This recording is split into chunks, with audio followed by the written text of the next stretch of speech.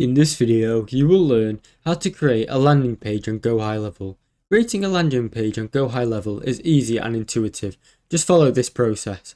First, log in to your Gohighlevel account. Then, enter your credentials to log in.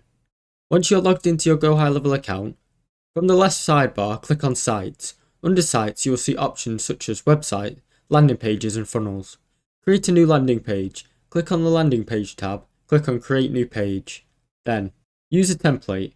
Gohighlevel offers many pre-designed templates that you can customize and borrow, or you can start from scratch. Customize your landing page to make sure there's many things you want on it, such as buttons, sections, rows and elements, like images, videos and etc.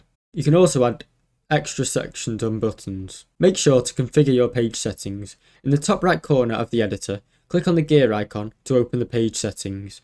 Here you can name the page. You can also do SEO, page URL and tracking to track stuff like Facebook Pixel and Google Analytics. Make sure to save your landing page. Click on Save in the top right corner to save your progress. You can also preview it to see how customers will view your page. When you are ready to go live, click the Publish button.